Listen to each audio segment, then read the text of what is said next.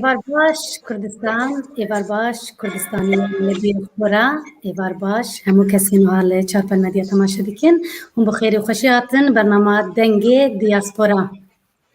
تماشاوانه هجا وی هفتیه مجرا مال سر دیا کردیه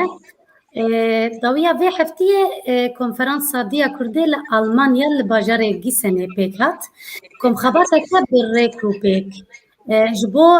نوروکا کنفرانسه به هورگلی فکری بون لسر دیاسپورای آگاهداریین اکادمیک و سترکتورا فدراسیون و ارگانیزاسیونان آگاهداریین برفره جالیه پسپوران هات داین لور جی چار فدراسیونن که دیا کرده دنه آلمانیا، دانمارکا، فنلاندیا و نروژ نونر بشتار ببون. هر وها جی فدراسیون کردن سویتا بره نونرک وقت چافدر بشتار ببو. از بخواجی بخواندی بوم. مجرد ما وقت مگوت شب دیا کرده. میوانن من ین ایشب سه نونرین سه ولاتان که بشتاری ویجوینه بونه یک جی سروک فدراسیون کمالیین کردستانی نروژی برز عدنان مختار یه دویم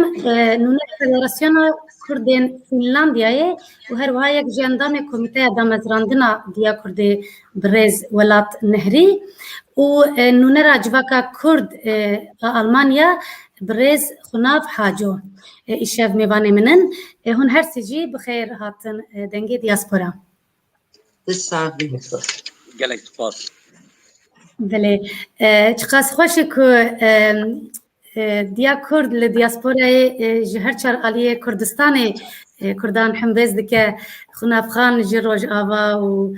که ولات جه روز هلات و که عدنا جه باشوری کردستانه و از بخواشی جه باکوری کردستانه من هم بخیر هاتن دساوی هر گلک بجی سپاس ایره خوشی ساو روزی سرچان خوشه وها کرد ام بهورا بیگمان اول دیاسپورا بله خبط دیاسپورا داخلون سپاس بله بو خبطه بله ایرو دلخوش و دلشادم به هبرا ایرو میوان چارپل تیوی ما سپاس بو خوشکار روزا و همی کارمندین چارپل تیوی لجواتا که ولات و خوشکا عزیز خناف حاجو براستی دلخوش و دلشادم هی بیدارم وقتی که خوش و پرمفاجه هفدو ببینن ایشب بله گلک سپاس برنامه من دنگ دیاسپورا دنگ و رنگین لهاویردورست دیاسپورای کردستانیانه هونجی رنگ و دنگ دیاسپورا هونجی بخیر هاتن سپاس عاش امجی سپاسیا چارپل دکن سپاسیا خوشگاه هجا روزا دکن روزا کرد و هر وها تماشاوانین هجا و مهمانین دلال جوارجی رز و حرمت بله سرچاوا میوانین عزیز ام به پرساخونا خویا یکم دست پی بکن هون هر سجی داویا و هفته روژا شمی یک شمل آلمانیا الباجره گیسنه بون هون چما لور بون ام جه که ولات دست پی بکن سلام رز بو تماشاوان هجا ام جه کدری دست بگن براستی رفش پاندemia کرونا گلک باندور خسته سر کار رخصتنی لهر در جهان و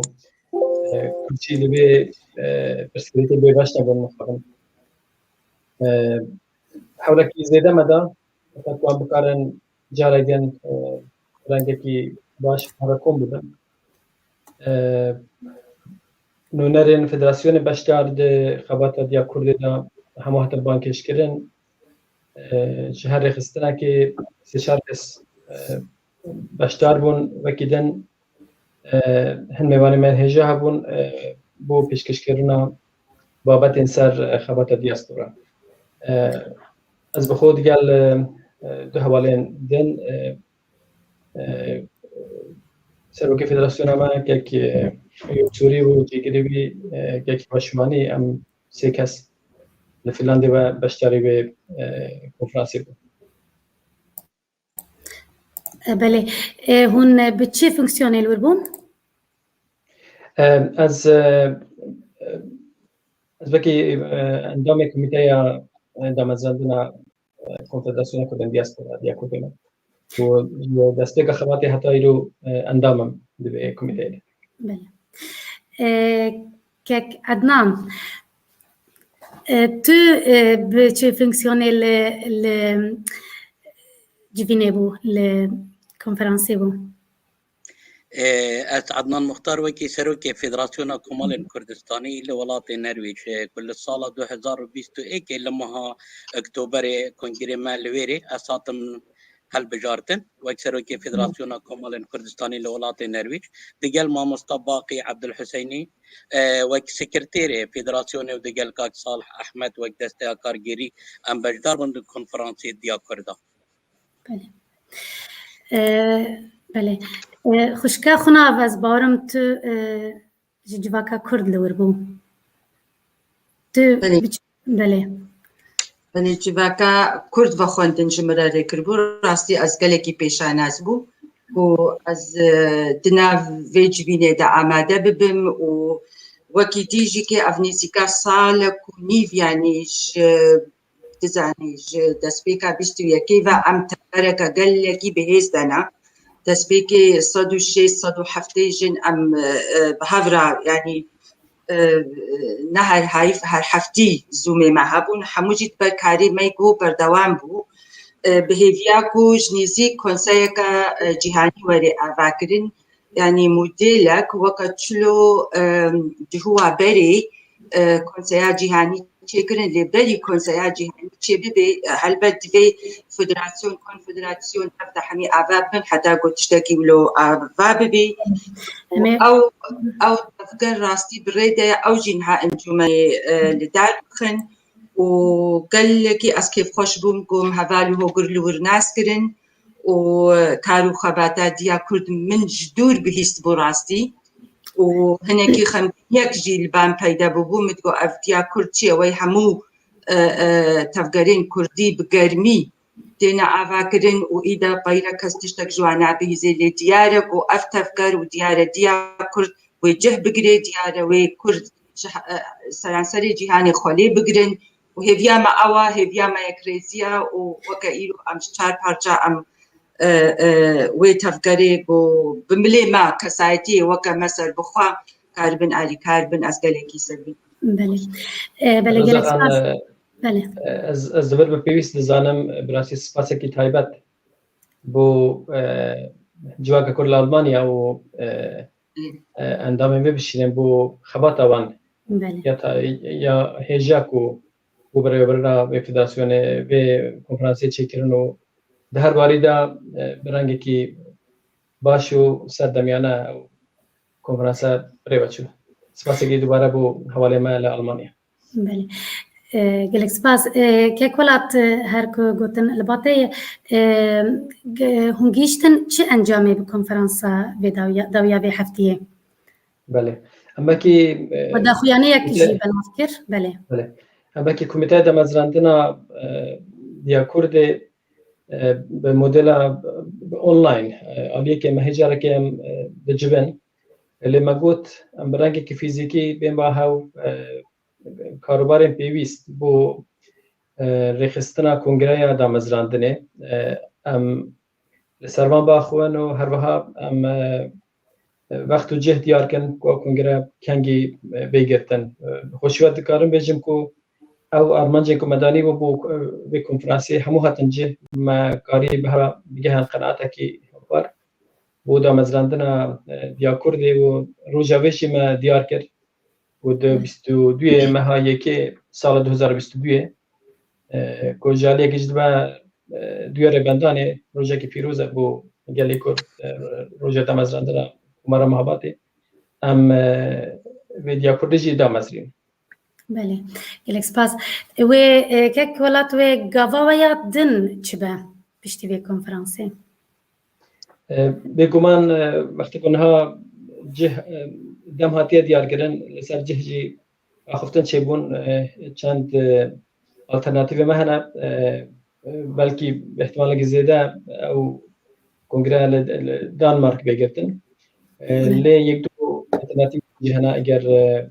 دواره تکنیکی یا دواره ريخستني او بيوستي هبا للروج هاتي ديار كده جانها كارما اركما ابكو هم دكاريه بكن بانكش دا بشنن پیوندگی چکم آلین پیوندی دار وکید داخوانی کنگره دا جهات کنفرانس دا جهاتیه نونرین فدراسیون اندام ببین بانکش کردن سپسپور دوباره جدا گریدای به کار دیاسپورا نونر خستنو پارتین کردی ببین بانکش کردن هر وها دوستن کردان للدياسبورا احتمال زيادة بيجن 6 حتى بلكي 7 كاس دوي كونغري دا جه بگرن و خبات اخو دخن سر به برسي دناو چند مهم پیشیم بله گلک سپاس خوناف خان تل کنفرانس بو ام وگرن سری دیا کرد جبو تا چیه هویت دخوازی انت جدیا کردی چنه دخوازی من دیا کرد گو راستی کارگی هیجا سر استا اوروپی مادم کش دروانه دروی ولاتن دیاسپوراینا سر استا که اوروپی دی کاری بری ببین وی جوانا کرد گو ویکدی دنخوا وکی دیجی براستی يعني ديا كرد قد بصرنا كبي جوجن تيدا كيمبن ووقع هر جفين كونفرنس وفدراسيون كونفدراسيوني جو هنا ونينا جن كي من بصر جو جن تشالك ام خوزانن جو جفينه ما تشيد بن صدو شي صدو حتى وحموجي يعني حرمتها مريزا مقالكي جنا كرد رهاج دايكا كرد رهايا لهمي خوندانا همي خودي ازمونن ونابي كو جن جوان جواكا كيم ببن وأز بهيفيما كو أم وكم روفنا بكفنا نافت فاقدة شو فدراسيوني نوجي تشي ببن هدي نزيكايي بكت بي كونفدراسيونا ديا كورد نابي ديا كورد وأم ميزين كا كونفرنسي قولداني ماركي تشي بيت في روجات بيروستا روجات مزرانتنا مهابادي أم بهيفينا وأم هناكي صبر بكن أميزين دور چه در کبی و حتی هنگی گلو چقاس گفتگوی و بفدراسیونی دیره چه دبه حتی چقاس نزیک بون چه دبه جبوکو يعني بلا چقا فدراسيون هابن بيت چقا فكر ورماني وانوي هفجيبن لي يكريزيه بكن ويدمي اميج دجمن ربنا قوتك ويدمي قيمتي ماجيتشن هروها الاوروبا والدياسبوراج بله گلک سپاس کیک عدنان تو چت بيجي هویت دخوازیت جبه کنفرانسی جبو خوشكا خناف بتشيكي زاني مرتاح ببي دنا فدراسيونا نرويج دا افرت دنا وندن افرتن هرمزن لأوسلو مقاطعة فيكن كسربرشتيا همي افرتن فيجن شالا قد نرويج دا اندامن دنا فدراسيونا كردستان دا بخوش حال بين دنا في کنفرانسی آماده ببینجی او کنفرانس ما لألمانیا لی ما وقتی کرد براستی من بیا وقتی زحمته که جیش گلک راچه بکن و اف جاره یکن بی نانی وصا ام فیزیکی لگل هفرونن بو بینیه که بکن بو دامزران دنا کنگرهی الویره براستی من جی پیگرنگه کچاوا خنافخانه پیگرنگه لی هندک دوین او جی خوبا بجن میدانا دیا کرده چونکی بلکه گلک افراد يعني مروف براستي ننياستن يعني مروفي جمارن وانا مروف ناسيارن وانا وكي فيجن اوجي اتصالي ما بكل وكي دياكور وكي فدراسيون بيننا في خبات دا امبيغ خدمتا جالي كردستاني بكن بتايبتي للدياسبورا اما دبونا مع المانيا خوشكار روزا بلا اجبيرنا كم تايبتي سباسيك تايبت بوجباكا كرد لألمانيا زحمتك مازن كيشان يعني هنجي شهادن للتربيتك يعني الويري تشتك انرجيك تايبت بخوا دامن من الويري جي قوت مقوت خوشكا خنابجي يعني براستي بومن قالك تشتك نوبو تشتك تازه بو يعني ام دكارن تشتكي بكن مادام هنك مروف لور بنتزاني بترياسي صالة خباطة وانا هيا الدياسبورا دا او كسن خباطة وانا خدمتا وانا سربورا وانا ددمي سي چل صالة دا هبت او دكارن ماجي فير بكن امجي خلكه كي دقلقه فير بكن اجبو خدمه دياسبورا كردي هيبين من قلق ما ظنن بديا كرد هيبي دارم ام ابن ها دناف ديا كردا ام وان هيبين خلكيجي برچاو بخن و پیگ و ام خدمت بکن بو سرکفتنا 2000 روایا گل کرد لوبیه که پاک و خاوینه بتن دناف همی کردا دا پریز گرتن و ام همی بلکه هندک اندیجی وکی دیا کرد هبن خدمت بکن ام بهبرا اگر ام نکارن یعنی لسر یک ماستیجی برونن لی ام تکارن لسر دو ماستا خباتی بو کردستان بکن بس ریز گرتن هبتن ام یک در نشکنن اجبو چونکی ام همی خوباخشن خوشکار رو ظالبر ام همی خوباخشن بو خدمت کرنا گله کرد اف مازنترین دست کفتنن یعنی لویری لدیاسپورا همی اوین هاتی ندنا کنفرانس دیا کردا خوباخشن یعنی همی تش لسر کیست خوی کرینه لویری منو بدریش بکم هر پرسک هبت ام آمادن بله بله بله که ولات از باورم راستی میخواست هجا یا خانه به یک دو خاله باس بگم هذا رشنویسک بو رشنویسکی دستور یکوری هاتی نویسن بو کانگره بله ببین سروی لی دویدا دو خال هاتنا دستنیا شدن کردن یک داری دیاکورده براستی بو همو فدراسیون کردی وکریه یعنی هم دخوازن دسر کاروبارن گریدایی به دیاسپورا و بیرکی نتوایی نیزوک همور خستنه کردی ببین که هم بکارم برای کار بگن از باور ناکم آرمانجن جدا هبن یعنی بو کار دیاسپورا کن هم نکارم برای کار بگن لی بیویسته هم گوران کاریه که هر آلیک جمع گوران کاریه خود دست بکن و هم نزدیکی ها ببین حول هاتنا داین بو کنفدراسیون نو بین دمزراندن لهن بلاتان بهیوی ما بری کنگره دیا کرده او فدراسیون جو بین دمزراندن و تولیب خباتی ببین لالیک دن لهن بلاتان و جمعه کرده کیمه بلکه در فتح چگرنا فدراسیون تنابن او دکارن کومالا یکیان چند کومالا به هورا نوران خون دیار بکن بو کو بشتاری خباتا دیا کرده بکن و بشتاریا جنان و جوانان هر روزی گلکی گرنگن گلک لسربان هاتیا اخوبتن لی جواک آمده مخابن از کارم بجم هیچی او پرسکریک هیا نها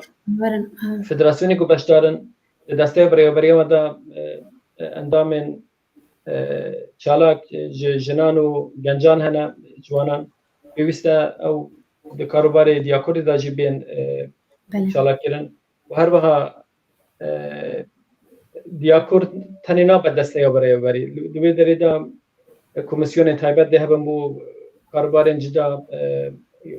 کسی پسپور ده هر باره دا گنجین کردن جنین کردن ل دیاسپورا ینکو داستا بلند دا دوباره جدا دا کار خبر دیگن راستی جهوان هیا دوی خبر دا یعنی ام دکارن به هورا خدمت کی هری باش بو گلی خو ل دیاسپورا بکن و هم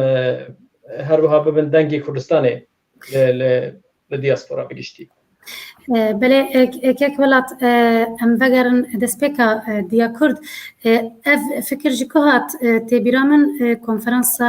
راوندا کرد لستوکهلم 2018 از باور مهادویم بو ده مهاد دیا بو از بخواجی در ربریا جوینه دبوم و چه لور کنفرانس کل دارکت و کنگی دست به خباته کر و حتی نها چند جوین پیکاتنه و چاماده کاری کریه هون چه قصره چونه هون گیاشتنه که هنه کیا گهداری بده تجی و که ادناجی بس همشته دست بکم ازنی که کتان کنفرانس یکم ده مهاد دویه 2018 سویده چی بود لی او فکر و بیروکه منو کار براستی بچه گلک جوی که اونتره یعنی حول دنش هات داین د سال 80 حول هاتنا داین د نحوی ده حول هاتنا داین 2000 ده هر وها یعنی فکر و بیرا ویکو کرد بکارن ل دیاسپورا و برای خستن بکن دبن شترك نتويدا كوم ببن بيرك جلك درو دريجة جلك كان حول جهات داين لمخابن بهر هو كبان نكارين دريج بردمان بن اللي بشتي رفراندوما باشوري كردستاني وبيرا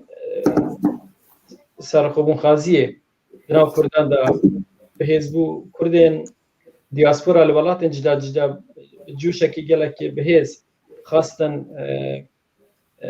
بشكيريا في چالاكي بكن في حركة في بزاونا تبعي دنگی کردان لهدری بلندو بو ورگتنا بشکریه لهدری لی کردان براستی داوی دادی تنکو هی زبان هيا کرد کارن هر ولاتا که هزاران به 10,000 لهندک دبر حتی زیرا ترجی خلقی بین سر شقامان بو بشکریه سر خوبونه لی دوباره ناو نتوی دا بشکریه که بهز بو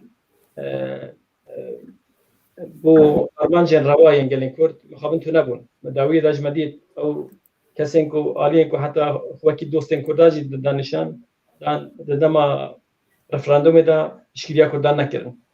جا وید دیگه هینا کو کردان براستی به پیوستی به رخصتنه که بهز هيا بو کاری لوبیه پیوندی انگلک باش دیگه دوستین کردا لدربای کردستان چیکا وكان دهر واردا هر تشتك هر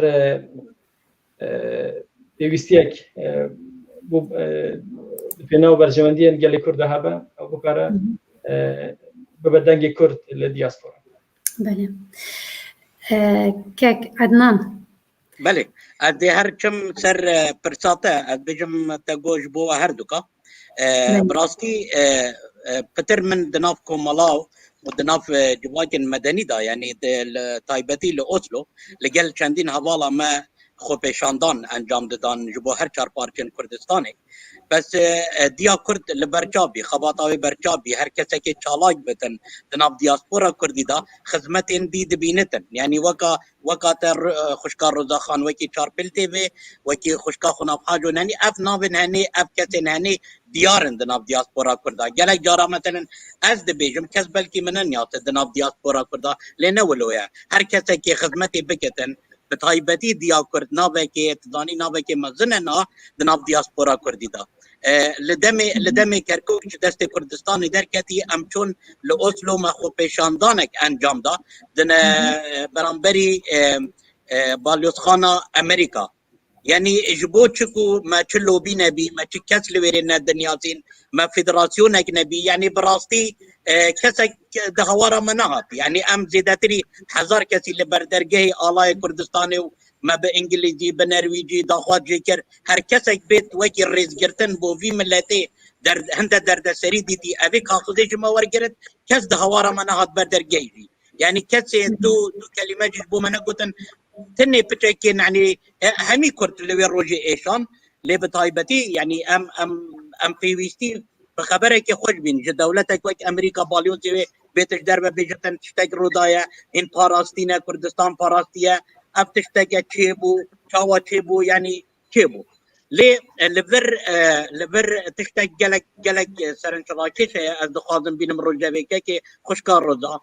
اللي فيرت ظاني وقت تشتاق باش دي اتكرن دجمن جرا پیدا دبن و حوال جرا پیدا دبن لبیره مرو بزانت مفلس ریکه کا راست درسته دناف خباته کا درست دایا دناف هیزه کا درست دایا يعني وی خدمت بو جل ولات خودش کتن بلا مرو بردوام بدن يعني دما اس هاتم دناوا دیا کرد دا لسال 2020 بي ما هذا براستي افتشتي من دناف دیا کرد ديتين افزانين من دناف دیا کرد ديتين من ايرو كونفرنس جي جديد وكونغري جي دبينم وخدمتي جي دبينم ولاوين دياسبورا بنت ناف ديا كردا افرتن زيرك وخدان بينوس وبراستي يعني جي خد ناف دياسبورا دا هي بيننا ناف ديا كردا هر يعني اتشتد هني دقل في دياردي جلا جرينجن بو دياسبورا كردا من الكونفرنس يجي بلكي جنابي هواجي اماده بتن من الويريجي بلكي خوشكا خناب جي في آجداره هر كسك بيواندي هبتن دقل عندك كومالين دي دبتن ما نيزيكي هف بكتن كاس مديري هف نكتن دشمن مديري هف دكن بس بلا ام ونيزيكي هف بكن يعني جلك جارا الويري هوالك جلك بريس كي بهروز بحثي عرباكر بحثي تركاكر بحثي فارساكر سري چندين صالايا ما جهب دقتين تظاني بروجاج بمدانين يعني فراددن هندكا فراددن بلكي ددن همي كتاب تظاني ما شهبدو بقتين اف نباشا ابي باشا خوش كاروزا تو هندك افرتا بنياتي تو بيني هندك بنياتم ام بينن دنافي بروجي دا ابيك وخباتك بكن وجلي خوي كل بله گلک سپاس هون دبیجن دیا کرد بر به کنفدراسیون و دیچه حتی نه تو تجربه خباتک درباره کنفدراسیون دیاسپورا چه بویا گلو پرسام جو هر سیاجی هون دکارن شروع بکن تجربه آن خباتک درباره کنفدراسیون ده بتشکی چاوابه كسبر سبينتي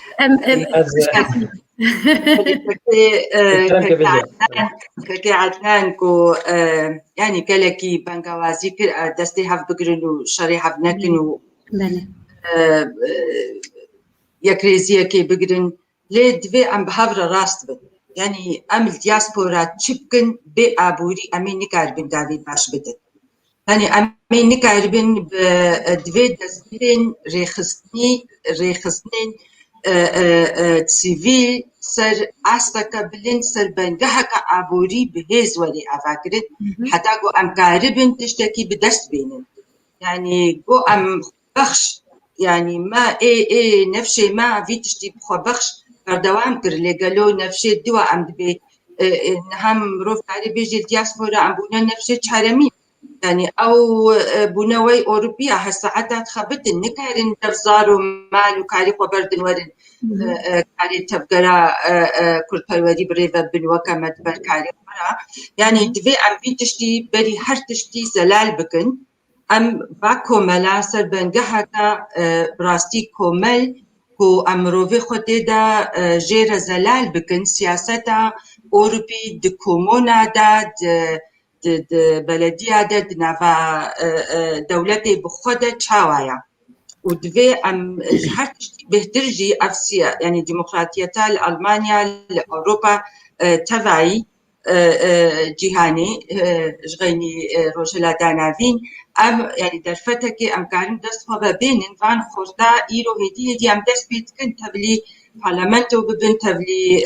ببنا مندوب دد كومونا دد باجارة دد بكفنا كاري كوملايتي دنابا شارداريا دا ودمي أمي كاربن براستي سر أستكا بلنت وبرنجا كي هيجا وأم كاربن إيدا همبري دجمني خوا كو أفصد صالة دولتن أفصد صالة هيفيه من نشكاندن وهيفيه من ناشكينن بعين صد صالة هزار صالة تيجي علي زماني ما ونضع نبو هو قاسيد برجقين كان دائما نجو هو قاسيد برجقين هيفيا ما براستي أف نفشي باشروجيا دفي أم سروا بسكنن ونابي أم وقت شلو إيرو أم كاريدانا أو جيت كاريدا كونفدراسيون نها أفتف غراغو أزو دبخوجي دنافدنا ما شاء الله قالك يخداني دو قالك يتخازن كونفدراسيوني أبا بكن هي بريدنا وكان كي هي أصلي ويتشاوا بي بهزكي بقرميكي دشنا مسألة أز بهذي ما أوجي غركا واجي أنجومن أفاكريا نافيها ما هنجيت خاصة تبلي ورنخبدنا ناسين في كونفرنسي دا لدفت تشينابو ووكي ديتر يعني أز خدوه بهودية دماكو أم كونفدراسيوني خو باش أفا بكن وباش إيدا هلوش نباني كونفدراسيونات شبكن بله راستي بابتا راخان باسكر مثلا ابوري قالك جرينجا انها درفتن قالك باش لاوروبا هنا اللي ام قاسكواز قهدارم ما كردا بلكي قريبه صديق جوان درفتا بكار بينن يعني قالك داستك قالك نزل ده اوجد قره سر کۆمەڵە و ڕێخستنی کوردی و بچێ مۆدێلی پێم بڕێوە برن بۆ ئەو کارە بڕاستی سەر بگرە پێویستە بە سیستمێکی ئەوروپی ڕێکوپێک شەفاف وەکیری چاوە بژم دوورجێ ئالیە سیاسی یعنی نونەرەتیە جواکە مەدەنی بکە و ئەو هەوڵاتیان وان وڵاتان و وڵاتên جدایên ئەوروپا ئەمریکا ئوسترالیا دژین یعنی بوێ ڕەنگی بکارن بکەون ناو جواکە وان وڵاتە دەرفەتێن بۆ هەموو ڕێخستنان نەتەنێ بۆ ڕێخستنی کوچبەرە بۆ هەموو ڕێخستنان هاتنە قساندن ئەو دکارن بکاربینن لێ لەسەر پرساتە یا مەسەلا کۆنفدراسیۆنێک گەلەوێ بکارە بێ چێکردن بێژم بێگومان ڕاستینها 3 ساڵ و نیوە خەبات لەسەر بێ تێکردن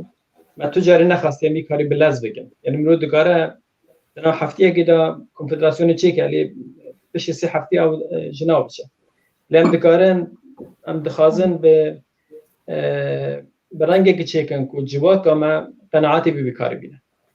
ئەو ڕێخستنێک و هەینە فدراسیۆنە ناوەندن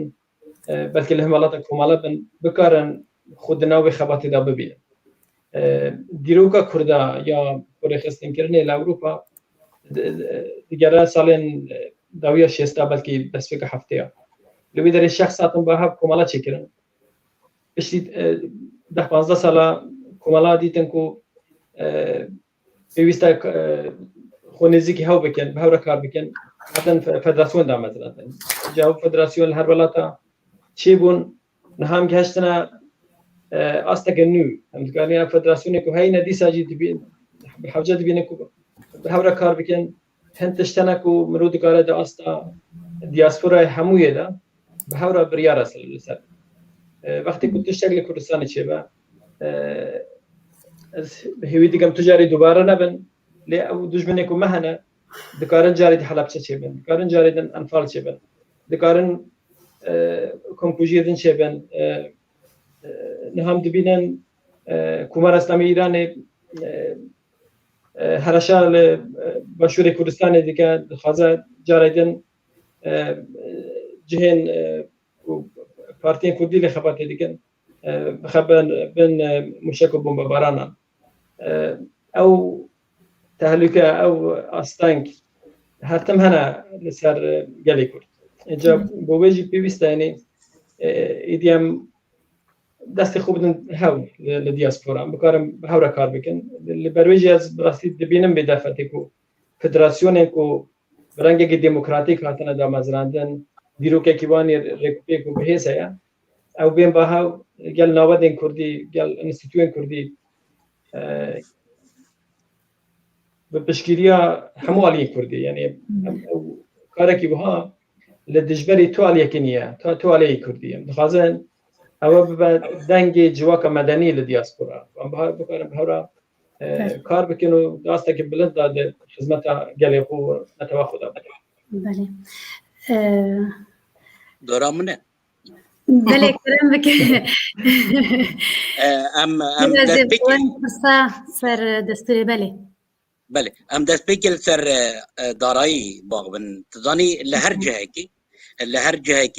لجهه ایش مرو بیجی وقتی مرو دچت شولی جی دکتن اگر مرو زیرک بتن هر دم مرو پره کی زیادتر جه شیف خو ورده گرتن جه مزن خو کاری ورده گرتن لویری هر کنفدراسیونک وکی که ولات گوتی لسال هفته هذا از باورم من قول بيه من بهستيا حوال جي مهنا ل ولات بولونيا لسال شيستاجي يعني تزاني عندك كردالويري جي خبات كرين او وكي دبيجي كومالا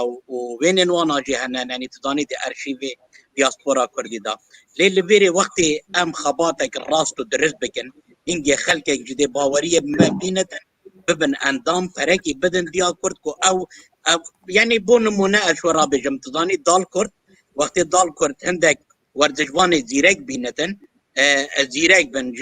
هندك تي بين دي سر بكابتن هنجي اجدد القلب من المالا لاوي مدى بيشتا من والله دبيت تجي برا بدي دالكور تزاني بس اگر دالكور زيرك نبتنا بيجم نزيركن ما تشما امي هاري كاريا مثلا لفيريجي هر خباتك درز بتن راست درز بتن اكم ديا كرد بتن اگر كارو خبات بو دياسبورا كردي كير خدمت بو دياسبورا كردي كير هنجي خلقك دولمنت لوان ولاطا هيا كومالن دولمنت هنا فدراسيون دولمنت هنا بلي دي هاريكاريين ابوريجي وبدنا دياكل بالنسبه بري وكونفدراسيون بري يعني دبتن هوال بترجم من دزانن خدمتك باش هاتا كرن بري خدمتك جلك باش هاتا كرن ليه جناب شونا وانا بلكي نديار بونا وانا باتفاقي بو يعني لفيري تزاني اكر للدياسبورا شاش حفت الريخراو بين دام زراندن ما ويتشوا خدمتك باش بكن مدبي از باش بم ويدي دبي از باش بم ادي يدي خراب بكم او دي مخراب بكتن لدماهيك نا از بسر كبم ونا او بسر بكبتن بس اكر از دستي تبقرم تدستي ما بقري ام هردو دي بسر كبتن لفيري ابيا از هميتش دي از دبم من الدناب دياسبورا كرديدا دبي اتفاق هبه اتفاق نبي قالك بزحمتها بالراستي وخدمتها بدن خدمت خوش كار روزا دناب فيقا بيت تو كسكا جهاتي دناب شاربل تي في دا اكر بياميري وقتا نبن شاربل تي في مجبورة بيت مالتا بيجت ورا بروغراما بيشكل بك اكر ديا كرد خدمتها كاباش بك تقل انجمنا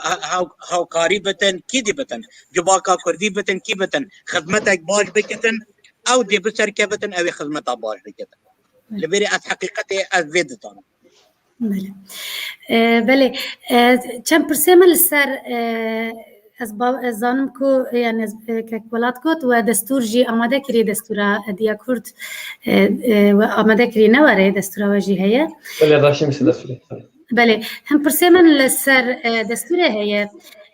وك نمونه لهن ولاتن هن سازيين كرد هنا منا انستيتو كمالين بشي وك دكتوران وك كارسازان وهر وكيدن ود دستورا كونفدراسيون ود تشاوا بيجي بغرن وهر وها جبوت تمثيليه بشا جنا تبلانين وهنا لبراس خوازم خشكا خنافجي شروفه بكي والدياسبورا جوان الدربي جيانا كومالاتي انا جبوان تو بلانسازيه كايه هرسي برسانا اسكارم دوباره بكم جاري جي كاكولات دس بكن دور خشكا مني خناف ودور كاك حنا اسكارم برسا دوباره بكم هونج بيرا بكم بالي ازباركم مثلا باس لسر انداماتي ديا كل ده يا هذا الصورة دي كل شيء اللي بردست منها حاولت ليش بنرم ليه الصورة مدى هاتية يعني اندامك او آليكم خزف اندام دي كل في وسط الدستور فرمية دي كل وكي خو قبول بك جو دستور كيم قلت راشنويسا دي كونغري دا بريار السربي داين اما دبونا همو اندامان خالد يوكو اما جبهتي كيران بيجا كرد مكينه هويك ناس بك وخدي ولاتا علاوه هي سروداويه نتويه هي وما في به اشاره نفسي ودام زراندنا دولتك نتويه هي خلاص يجي يعني لسر برسب برساتا يعني جريداي برساتا بيجا الولاتن كونفدراسيون هیچ توننه رخصتن جواکی دکارن داخاز اندامتی بکن لهن ولاتن کو هم بجنه کی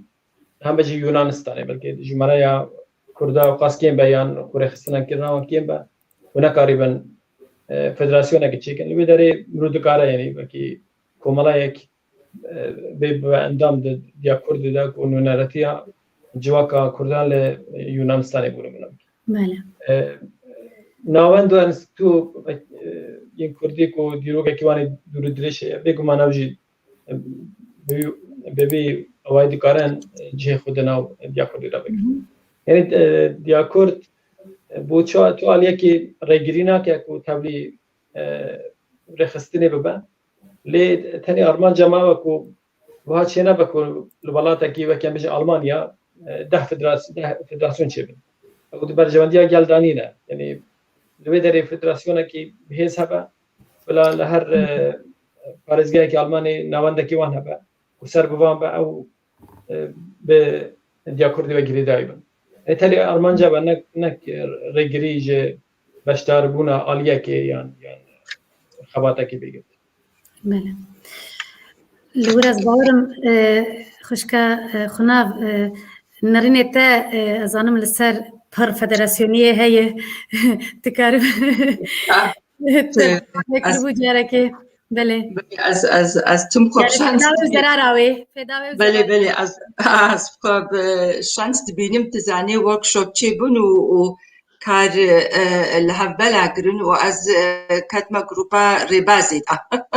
کلک کیف خوش بوم راستی ریباز وگا گوتی رش بله که هجیره دوی ریباشی جیره دوی لگلک خالیم گرینگ دیدا yani ye civaki ji ve siyasi ji hem de vekiri hemû tê de hatibûn nivîsîn lê ez bawer dikim em sê kesin me hinekî li ser sekinin ew mesela gojin xwe di federasyona de bibînin yani ez wê bi rastî weke kekê Ednan got eger ve insana karekî baş kirin ne millet tenê xwe ji ve tişta dûr dike jin jî xwe ji ve tiştê got pir cinsê mêrtê de xwe jê dûr dike ji ber got vê kar buwara xweş nameşe lê bi rastî min tiştekî dî li vê civatê dît li vî konferansê dît gelek hatin gelek caranî heta ez pê qet dê sê kes min sekinan din got tê federasyona ava nekin min nexşek çêkir kêfakekê Ednan gelekî jê re hatim got em Kurd em dest pê dikin serokatiyê çê dikin û dixwazin î de bihêz kin û ew bihêz nabe ji hev de dihêrifê gerek bê em stûn em ji xwe re kevirekî bihêz deynin û li ser ava bikin û taliya wê ne girîng e kî serokatiyê bike kî neke kî wê şivantiyê bike ew î de ber li ser milê waya ev tişt rastî gelekî girîng e min sekinan din min got civata Kurd li Almanya heye civata Kurd heta çi qasî karê xwe baş tirab em karin li hev rûnin rexne bikin û bi serbilind bin lê em nema di bara tiştekî dî bikin demokratiyete bila tişt bara hebin çilo bila tişt bara hebin herin federasyoneke huner vekin û dîsa dibin sîwanekê de em carê konferansê salemîn çêkin û hemî bigine hevdû her yekî ramanêwî tiştekî dîne karû xeberdayî tiştekî dî hemû jî ber yek bercewendiyê de ye tevgera Kurd û Kurdistanê azadiya Kurdistanê û em li diaspora bibine bihêz û xweşbîr nekin ku em Kurdin rastî ez gelekî kêfxweş bûm yani ew tişt hate milê me sekinan din jî û ji wê yekê ez dibêjim niha em jinên Kurd tevgerê de ne jinên Kurd ji zû de tevgerê de ne jinên Kurd ji notûsiya ve her sal carekê dikine hevdû nêzîka 6 heta 100 jinî dike hevdû jin berê hebûn ha hinekî lawaz bûya em mêzên ji ber ku divê partî jî divê her kesek cihê xwe divê konfederasyonê de bibîne partiyên Kurdayê ku diaspora dixebitin êgo bi bizanebûn dixebitin ne ê weka milwir jî got goj insanê zane netirse lê jê nezan bitirse mixabîn nezanê me gelek in nezanê me wey tû pişkê tevgera Kurdî vedikin divê em hîn bibin em karibin bê tirs rixnê bikin rixneke xwîzayî ne rixnekeyek mirov hevdû biêşêne weke çawa civat çê dibin yani zaroka biçûk karê tiştekî bêje Frau Merkel bê ev karû xebata te kirî min hew qasî baş nedît em jî karibin rokê ev bername got hûn çê dikin bername rixnê jî çê bibin lê ne rixna got hevdû biêşêne ji ber ku em hemû kedê dikin ber Kurd û Kurdperwer ji bo çêkirinê ne rexne heta qadek herkes xwe bitirse belê şaşiyanekê û jinên Kurd tevgera jinên Kurd niha me ava kir 2016 de em li hev dicivîn 2019 de dî korona hat û nêzik ji dadikê her tijmere divegerê û gelek pîroz û karî gelek pîroz me dane ber xwe وهروها جين هاف تفقرا نو يا صدو الشي صدو حفتي جن دنافدنا أو جبريتا يا براستي جن هجاتي دا تخبتن تجي زاني چند نوا ام بیجن خوشکا فایزا خوشکا نجاحی و خوشکا اوین خوشکا میوان از کارم حتی سبم مخابین فرداج ناف مچو شرمین بوز ارسل از کارم حتی انی جنه هیجانه و تخباتی دنا و خباتا خوشی نراوستینن و ام قلت کیف خوش نگو محمی آجی هفتو ناس کرد یعنی کی جیوری نما مجهب وی چاخید ریبازی دا امی ریا خو بینن امی جهی خود وی ریبازی دا بینن گلو امجی سربخونه دنا وی سیوانی دنا گلو امجی پرچک جوی سیوانی نا هنی دم جمرد وی هدی امی مزین کاوی چاوانی بله وقتا خبرت اگه هجایا براستی بریدج مگو یعنی رولا جناگل اگه گرینگه بسر به کارگی پیروز دکن لدي ساجي هيفيا منا او خباتا ما بحورا بمشى يعني انا كان بيجن زلام ولا الويدري بنوجن الويدري خباتا بدنا او ام بيجاري باين نفر كيكه والله بخاطر بسيك راديكال بس باخذ لي او جهه براستي يعني بريد اجي ديتيا يعني حتى الولايات الاوروبيه يروجي يعني كمالي مها هناك الدستور هذا ما عندنا نفسينكو كيد غرا باشتر با يعني لي ام کی کرد درد ما هم یکه يعني ام بيستا وان چارچوبه درباز بکن ام مدل نیو ببینن بو او خباتا همو رنگ جواکی بهورا بگیریدن يعني او ارمان جمعه اللي متخصص تبعسي دستوري كربو يعني ارمان جد ياكل بشنا براسي مجالك جوين وكونفرنس شكرا بشي سويدي لبروكسل جارك كونفرنس كشبو جارك جوين اكدن شبو لروسيا هم هتباها الكونفرنس فدراسيون اكوردين سوفيتا بريدا دو حواله ماين هجا خو إيسال جانا خو جدستان إبراهيم و كي يوري نبيه ازواجي ببير دينم هواشات بو يبدارم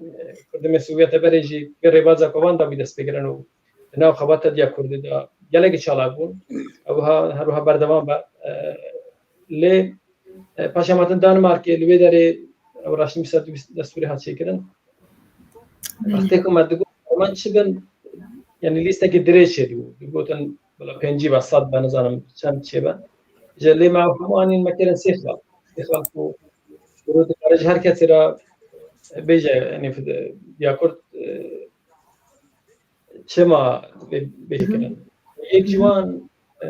برای باسی سرحت کرن فرح کردن هاوکاریه دنابرا اندامان و رخصتن اندنی پیشستنا جواکا سیویلیا کردن لدیاسپورا یعنی که همو وکی رخصتن سیویل دموکراتیک بهورا بگیریدن بکارن و خباته بهستر بگن خالد وی یلکی گرینگه کرد خود دروی جواکا اوروپی و امریکی و استرالیایی و بگشتی دیاسپورا اولات قبلی دیجین بکارن دینامیت بشکی چالاک جواکی يعني بحس كرنا بانتقاسيون يعني الدياسبورا وان بلاط انا سباسي ريفراندوم كردستان جماعه بدر اماجه فكر يعني چاوا كردستان چالاك بن ديار بن د باجروانيا د برلمانا د نواند برياردر جهوان هبا قارن دنگي كردا بگهنن به خبرات بهستر بکن و خلاص سیجی کو بودیا سپورا بودیا کردی گلکی گرینگه اشگیری کردن برجواندی نتویی کردن کو دنگ ما بگه هر دلی و ام بکارن خبره خستن بگیرن اشگیری ج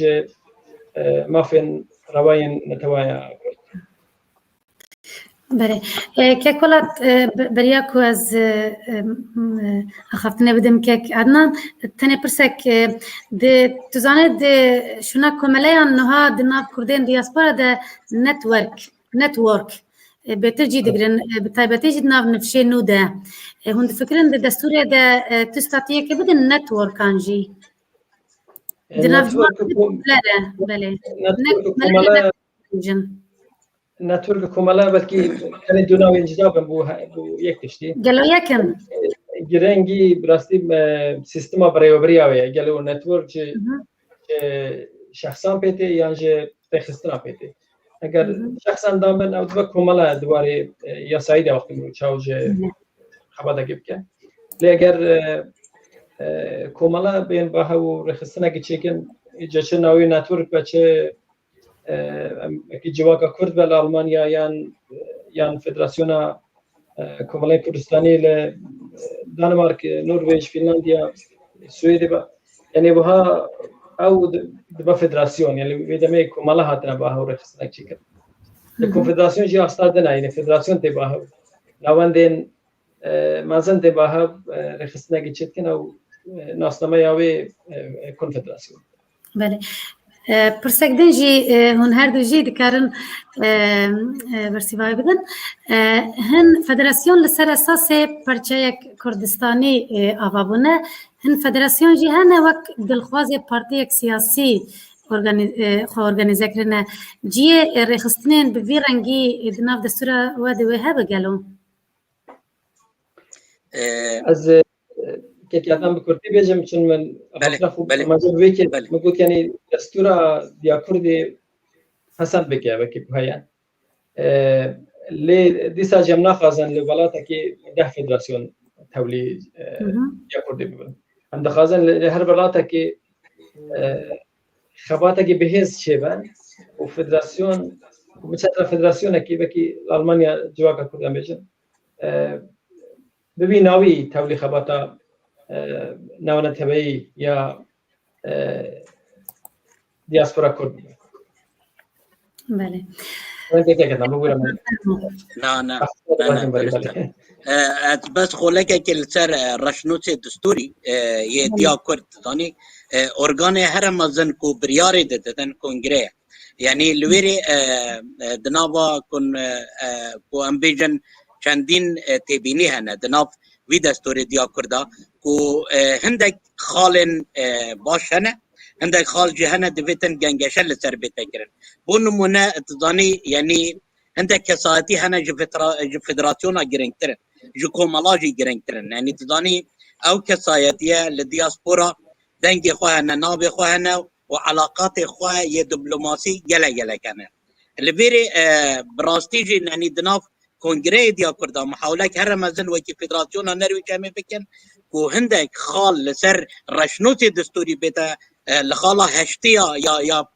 رشنوت دستوری دیا کرد وی تشتی دیار دکت که ارگانا مزنا اوجی کنگره الویری امدشین هندک تبینیا بدن کنگره که خلکک بیتن دناب دیا کرده جه خواه بتن وکا فدراسیون ریس لبیتا کردن و دنگ خو اندام بجی دناب دیا کرده اف گلک تشتک گرنگه تزانی تشتک دیجه هیا بو نمونه سرپرساته دناب احساب سیاسی دایان هندک کومالین جواکی اف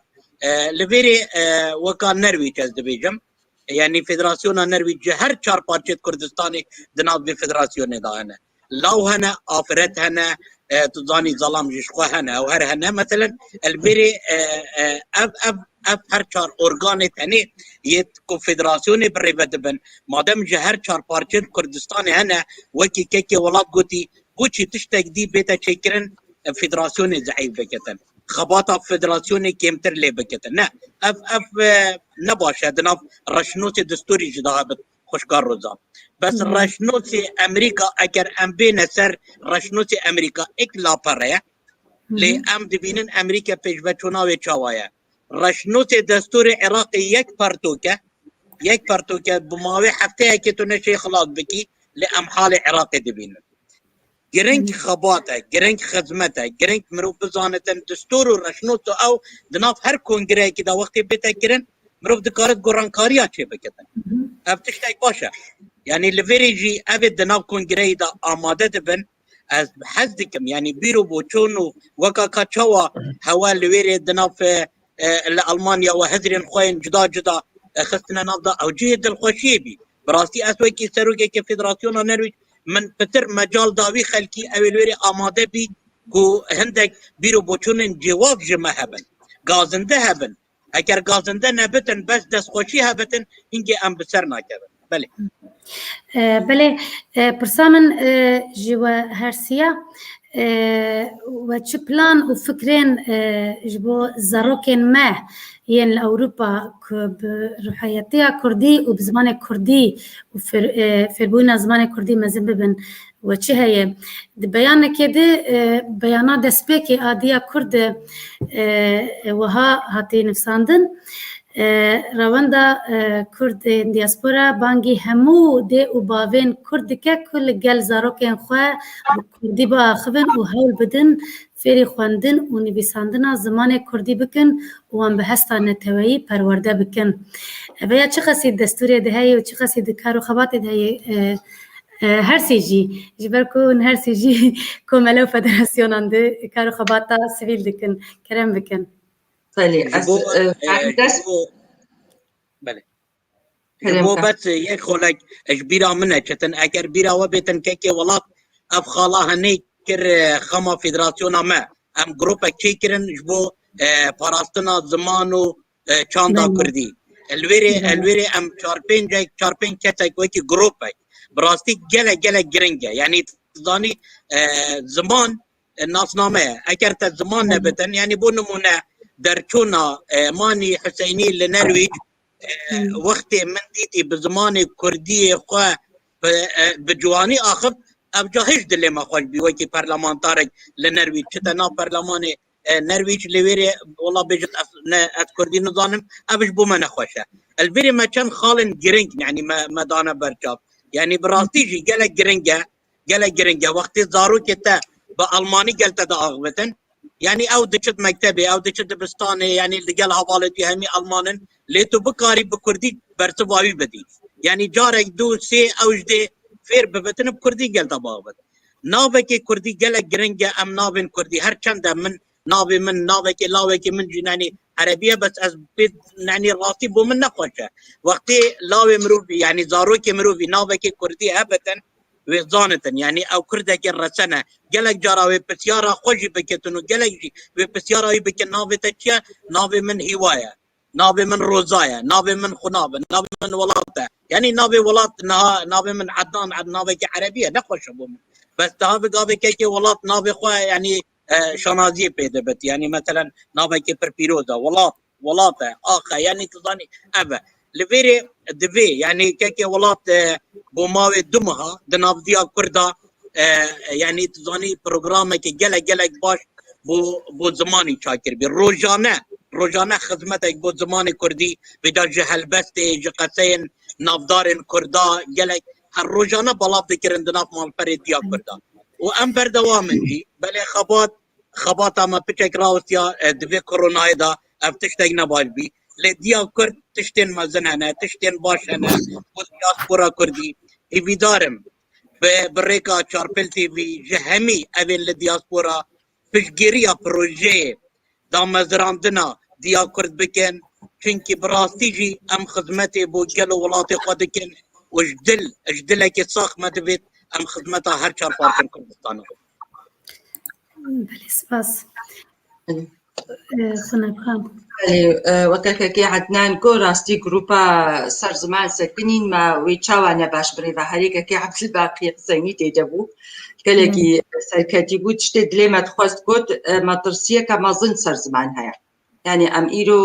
شخۆرە هەسانی نەکەن مەترسیەکە مەزن هەم دیاسپۆرە هەمژی وڵات هەیە وگەلێکیژی لقامشلو وآمديجي مطرسيكا قالكي مظن هيا از براستي پەیوەندیە مگەلێکی لەگەڵ نویسکارین کورد لەبەر لە ئەڵمانیا هەیە لەگەڵ یەکێتیا مامۆستەیە کورد هەیە و هەروەها وەکە کۆمەلا ڕۆناهی ئەم گرانیەکە مەزن ئەدیمە زمانەیە دایکی زمانەیە یەکەمی دوێ دەرێ کورسێ ئۆنلاین ژوارە يعني ام پیشکش دکن بو خم راستی مامۆستەکی مەیگەل لەک زیرەک هەیە هی قورته گەلەکی محەمەد کەلەش ینی اتخابتێ و شەمی و یەکشەمێژی لەمال ناڕوونێ هەر دەرسێ ئۆنلاینێ دوو هەفت دێ قورت و ماشەڵە خولێ دنە هەف گەلک نه هەندێکژی مەزن و بچووک و زارۆکی بچووک وێ دەرێ بڕاستی ئەم خوێندەگەها دەژی حتا و ژمەهات ئەم خوازن بۆ ببێ فەرمی هەرکە ڤراژی دەینە بەر لنگێ کۆمەلا لێ باوەڕ دکم باش لە ئەڵمانیا نەهاڵ خوێندەگەها لێ هێژی نەبگەلێکی بدلێمە هێژی دوێ ئەم تووفکەڤن هێژی دوێ بەرفەحتر ببێ فەرمیەتا وێت خوێندەگەهادا یاسسیا گەلێکی گرینگە بۆ تم تشتێکی سەرپێهاتی کە وەکە کۆرۆنا هاتە ئەڵمانیا دەدی وەزارەتە هەندر و وێگاوێ هەموو زمانە سەر کۆرۆنا خۆشیە نەخۆشیەوێ نەباشیەوێ و ڤاکسیناوێ دێن ویساندن بە هەمی زمانە و کوردی نەداودەیە ینی دووردا جیوادا کورد گرە هەوار بۆ ئەم ئابەدە نابژێنێ زمانی کوردی لێدەنینە کە دەدادگەهێ و هەروەها زمانی کوردی هاتە بژاندن و هاتە نویساندن و گەلێک دەستگەهێن سیڤیلی ئەڵمانیدا ئەس بخوا ئەم دش دەستکەبن وەکە ڕۆناهی و بڕاستیوی تشتی ئەم برێ بەدبن لێ مخابین گەلێک کوردی مەهەنا بۆ کەس ناخوێنێ کەس نزانێ بخۆێنێ بۆچە ئەمێ نویسێنن ji ber wê yekê bi rastî kampanya ji me re lazim in ne ji bonî dêwbava tenê ji bonî xorta ji bonî xwendegeha şagirdê zanîngehê ev jî karekî mezin jê re divê cuda divê em hemû bikevne tevgerê wekekê ednan got ez navegerênim yanî ziman hebûna me ya ziman herê rast e kurdayetî naçê bila dilê xweş nekê dijmin lê ev ziman divê werê parastin lê hew qasî hatiye perçiqandin hew qasî jî diriya medya vegozêde bûna hew qasî jî kurdiya paqij petî dê hem nivîsîn hem guftugû kirin. بله گلک سپاس مثلا زمان از خوازم به لوبی افجی گریدم جبر کومنه پرسا که چه پلان و فکره و جبو خباتا لوبی هی از خوازم جواب پرسم و به گریدای جی پرسا زمان جی گرینگی زمان به لوبی ده پیشکش کردن کردیاتی و کردستانی و خباتا لوبی ده چقدر گرینگه دخوازم لسربیا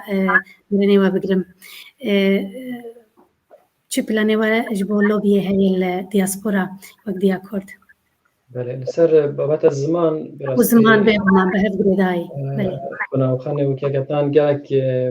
قلنا هجا كرن يعني زمان ناس نمايا بها روجكي زمان ما نمينا چل كردستاني تجي للدربة مخابن يعني نتبابون بين زمان قالكي يعني مشاوجن نتني الزحمة يعني نتباد جناوت الشيء قال زمان بهز نبع لسر زمان الدياسبورا خدمتكي قالك باشا تكرن بتابت وقال سر الديروكا دياسبورا للسويدي وده كونفرنسا مداجي ومستان هجا كعثمانو ككولدان هر دو جي اماجا به دیروکی کرن کو چاوا خباتا کی هجا هات کرن به صدام پرتوک هاتنا چاپ کرن لدیاسپورا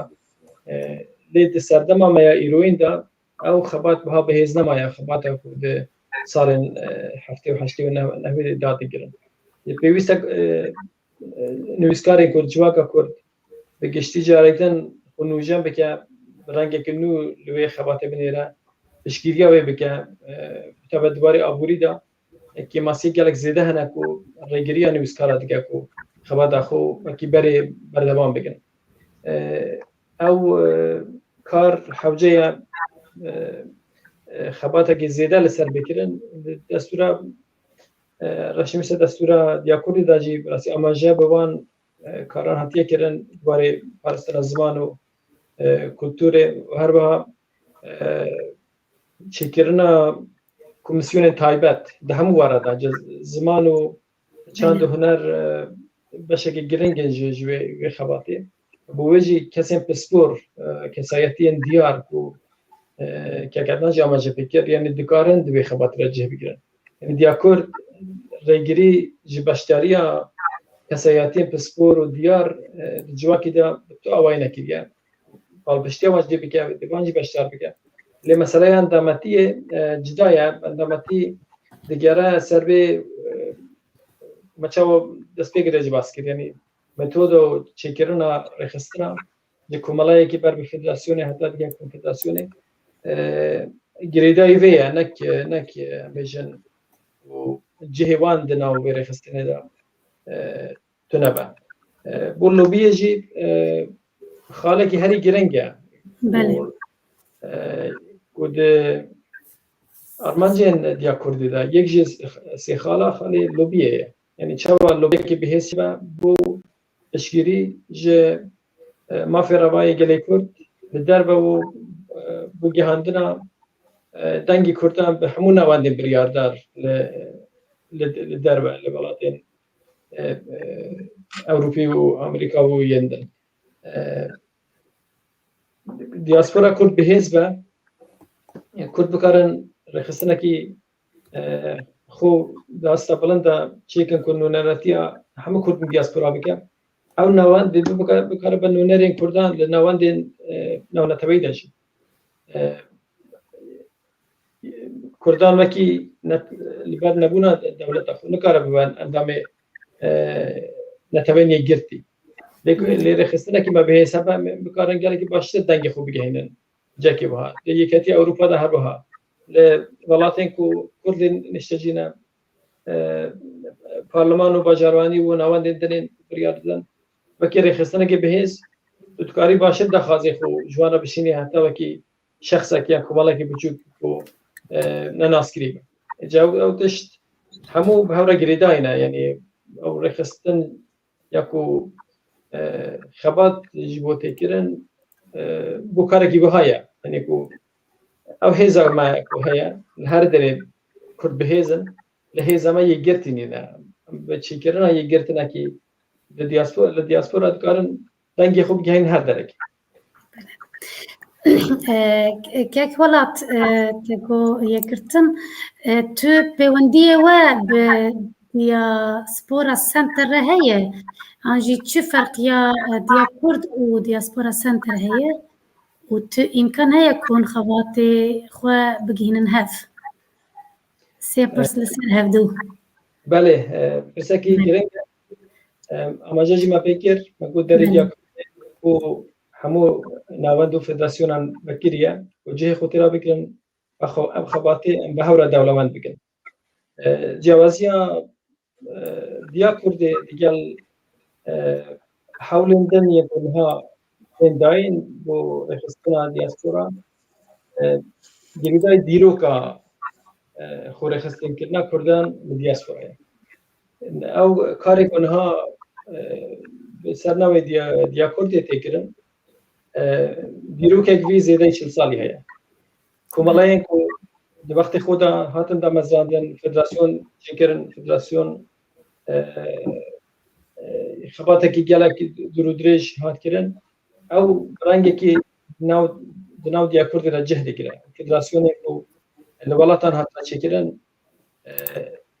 هر یک جوان لولاتن کو جه رزنا خباته کی گله کی باش کردن ل نهم ارمانجا به خباته کو امدکن جهاندنا وانا بهودو بهورا زیادتر کار بکنو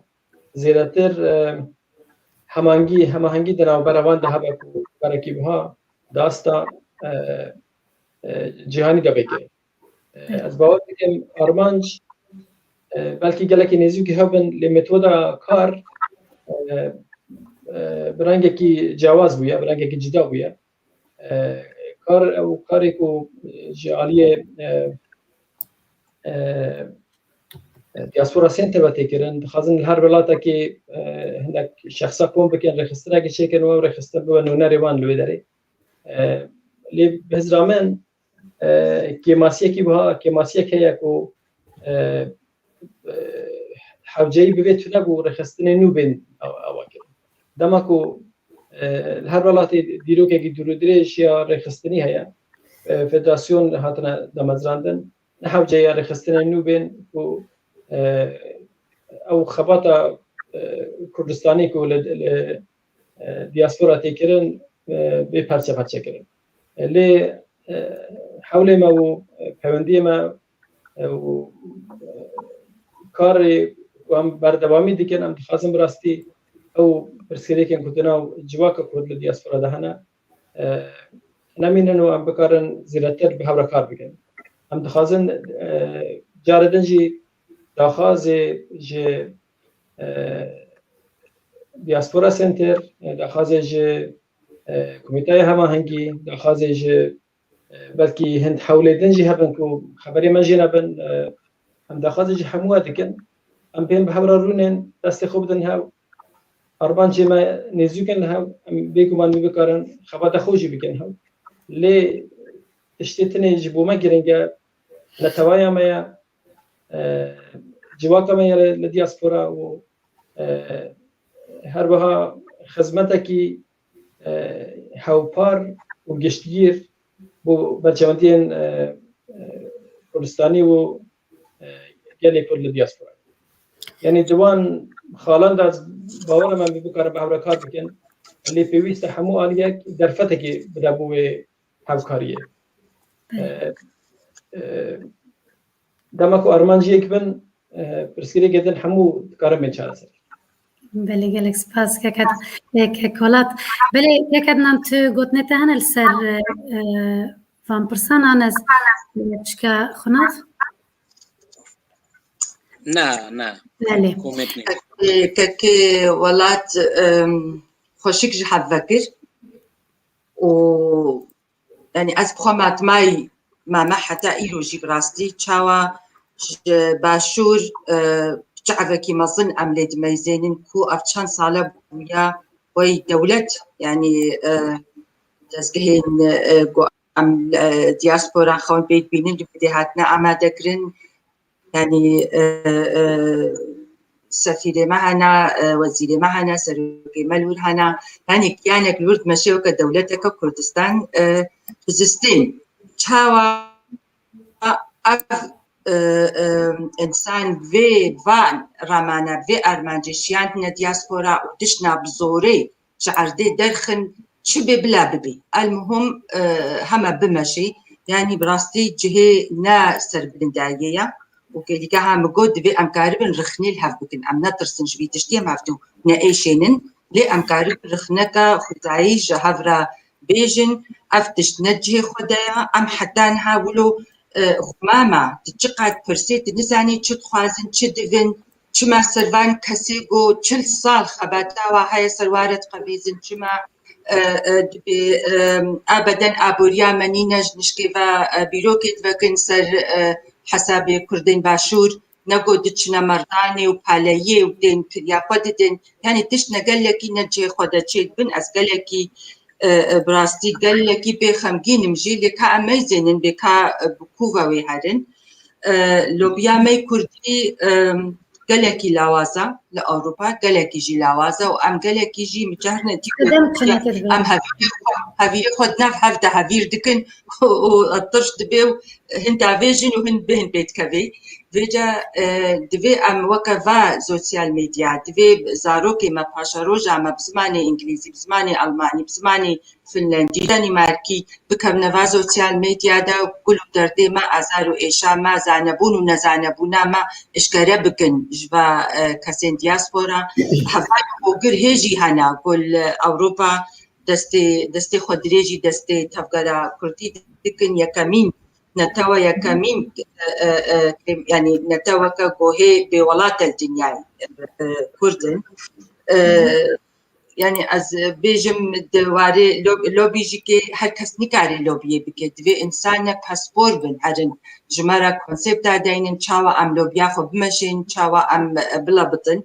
راستي خونا من أوبو وقتی گوش باشور گوا هندین مگو ام الهورونن و ام چند کسا بخنا خدمت دا ام بهلن تمامی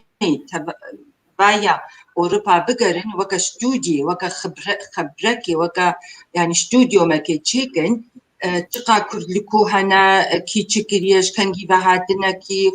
خوندا دايك بنابر زارو فلان ديفان في استوديو خلاص بكن جمارة بين صرطا ولدين ام ايدلوا كسي خو بقرن ام كونفرنسا كي مازن تشي بكن وي موخلي الهفدو بدن اي هاري زانا ام شخورا هل بجيرن او بكفنا اذا تفدرك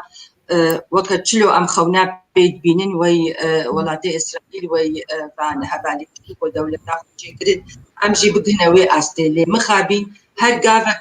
ام بيش ودن دها باش ودن ام لدي ساجي ام يعني ام بهيفينا هيفيه مناشكهن هيفيه مقاوينن ملاتي كرد بجسارتها ملاتي كرد جنين كرد كجين كرد يعني هيزا قوتك نتوك دوادة براسي تملا دادنينا ام بيسر بلندن ان شاء الله ميسر فراز بن وسر كفن وسر خبون وهابي وبيستو بينجي هايفيل هر كسي بيروز دكم نزيك دي مخابين كورونا ناهي ام تبطن لي ام دلي خدا بيرنا بله سپاس هما بیجن نویه پرسامنی که از جوالان بکم از بیجم جمیوانی خواره بکم از بیجم هدف دیا کرده حتی کنگره چیه هدف خباته تهنه کی دست نشان کر که کلاتو که کردنان هدف دیا کرده حتی کنگره وان چند ماهانه ده چیه خباته یا دیاسپورا یعنی گرینگ کنگره کی گلگی گرینگ لپیشیمه بله هیما و روپلک زیرین یا دیروکا گلکو به دیاسپورا خبات ما این پیشیمه دا بیست به همو باری لسر چیکرنا کنگره کی سرکفتی با و بکارن جالب که دوار تکنیکی دا همو پیشیمه ریکوپیک بن دالیه که بکارن کسی انهجا آلین سیاسی و باشداری و بیکاری بکن آلیه که جی ام بکارن پیوندی آجی که دوستان کرده دیرو بدن و در روزه که دیرو پیدا اوجی تولیمه روزباهی و روزه بله حتی کنگره هشتا 4 مهمه ماینه براستی کومبین دیا کرد به شیوه آنلاین هر دم وکی که ولاد آنیا سر زمان ام بردوامن و جاب ما لبراید میت دیاسپورای نه یه هر 4 پارچن کردستانی و بلا جاب واجد ما بن یعنی جاب ما همیال له بدن یعنی وقتی ام دبیجن یعنی اتجارا ام وکی دیا کرد ام نابیجن اس ام دبیجن ام تزانی ام پیگ بن یعنی دناوا دیا کردا هشتا کنگره مایه کنگره جی تو دزانی یعنی ما دوی ام کنگره که باش کنگره که مزن وکی که ولاد آنی سر زمان لفیری تشتین هر گرنگ بو کنگره اوانه کنگره چه بتن ده حزا خلکی می دیاسپورا دا بدن دلوانا خوش بتن ام بکارن من لألمانیا جی گوته خوشکا خناف حاجو گرنگیا خود ناف دیاسپورا دایه مگوت دست خود ریش بکه هم بو مجی و هم بو او حوال انت پیوندی دیگل این ما بگهین ایک زانی ام حاضرن ام آمادنه اش بو گل خو اش بو کردستان اش بو آلای کردستانی یعنی سری خل بر هر کسی که بطاوینن براستی اش بو کردستانی نش بو چه تشتدی یعنی لویری اب گرینگیا کنگره یا وکی که ولاد گوتی یعنی پروژین باش پروژین سرکفتی بهزه چه دبن هیست هبه و چه ببن یعنی هیست ما نبه هر تشتک ام بکن وکی 40 سال خباطه دیاسپورا کردیا بری دجاره کادی بس وینه مینن و ارشیف مینتو ما چه نکر الویری خوشکا روزا از مگوتا یعنی از تشتی جبیرا ناکم خوشکا خنافخان گوت ایرو ام خو بخشن بس زاروک ما خو بخش نابن یعنی دوی کردستان آزاد یا دناف دسته که پاراستی دا صلاب و ریزن ما بو همی سر کرده من گله کرد لی ایرو تزانی جناب سروک باردانی وکی رمزک دناف همی کردان دا چاوی وی دیاسپورا بتن چاوی وی گلک کرد بتن خلک حکمت باشوری کردستان ریکش بود دیاسپورا همیه بکتن همی اف ارگانن ل دیاسپورا هینا بچاوی اکسانی برنه ریتوانا ایرو خناب خان که من هجا ولاد خوشکا روزا ام خوب بخشن خوشکا خناب تشتی که گلک جانگود لاوی من خوب بخش نابتش بو کردستانی اف خلطیه که تزانی دویتن ام ارگانت قال بری بکنه مؤسساتی دا وکی وان ولاتین هنه اوانا جی کچاوا کنسلخانت خواه هنه ام جی ببن خودان کنسلخانه اف جی دناف دیاسپورا مروبت اکتیو درده کبن براستی یعنی اوه گرنگیامه اوه هزراميانتوي اوه خوزين ما و کنگره دهاتی یه دیاکر ایویدارم جارکا دی بانگوازیه لهر چار پارچن کردستان دیکم اوین آماده بویا وانا دی دیاسپورا دا هینه بچاب اتفاق بچاب برایتی عمل ایکو دو برینن و ام تجارا یک دو نشکینن چونکه ام پیگ و امیکارن دیاسپورا کا نتوی یا بهیس آواکن چارچوه دیاکر دا چونکه دیاکر راستی وکی حوال من جگوتی اثر سرمای مام یعنی دناب وان حوالان دا هنه لوبی باجی هیا آماده کرینه و 40 سال از بون خباته هنه سرکفتن بله گلکی سپاس ام هدی تن داویا برنامه خو سپاسیا و دیکم گوتنن و داوی هنه ج کردن دیاسپورا رو هند خوازن چه بیجن هون وک جوهر سیاجی گوتن داوی خناب خان گوتنین که عدنان هو قاسی خوش بود نماره مش بعدا والله اوي وي كنا داوي بقرا بليز قال لك كيف خوش بو من ور ام ندك هان راستي سيمينار بو و امان تيجي بو باش ناس بكن لدما اشتا ام هفتو تشتر ناس بكن و از بهيفي ما افكو تنو تشتم مدانا برخوا بيك ورن و دستي ما بقرن و او كسي كردي لما لاخر ونشتي و از كرد پرورم بلا تولي جواكا سيفيل ببيت بلا بهيز ببن بلا نرازن المالي بلا هن لديار بك هن تركو ند زنداني دبن يدي ترسر دريا كيف اخو بكن افتش بلا بطال ببيت ويخون بدنا زماني خو من مزجنيكا خوش مجبير كراستي ايرو بلا گوتنا منی داوی بیج مرا نامک ج پرتوخانه نزیکی ما بو خو می هاتیه و پرز دکن کما اصر بر مجوا پرز کرد بو ام پرچیکا که گوتنا پرتوخانه پرتوکین کردی ام دینن نزیکا او خورتا که قیش جرد بیجی جمرا بده 300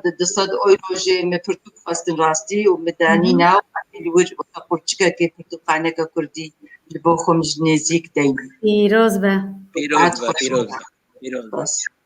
پیروز به